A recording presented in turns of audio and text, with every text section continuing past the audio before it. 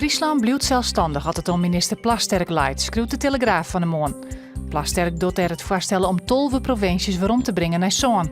Friesland, Brabant en Limburg kunnen op haarzelfs blijven, omdat ze een sterke eigen identiteit hebben. De knal die het juist jaren wie in Friesland, Greensland en Drenthe is veroorzaakt door een F-16 die door de loodsbarrière ging. De knal noordelijk van het Ameland zorgde voor onrust. Mensen dachten dat het om een aardbeving ging. De Defensie had nou bevestigen dat het een F-16 was. De postcode loterij jouwt 2,3 miljoen euro voor het verbeteren van de Skilgere polders voor de grijdevoegels. Er zit al een protte vogels, maar omdat boeren het loon intensiever beworken, zou het minder geschikt worden.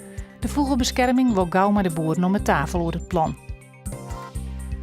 Ranomi Kromowidjojo zal op 5 februari in Drachten de 100 meter zwemmen in Malië van zwemvereniging DZNPC. De Olympisch goudwinnares komt maar de nationale selectie voor de KNZB Challenger naar zwembad de Welle.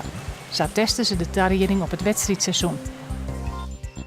Het is vannacht heel bewolkt en 6 graden. Er zit een stevige zuideerste wind. Morgen meest droeg, zinneskin waar, de wind komt uit het zuidwesten en het wordt een gratis 9.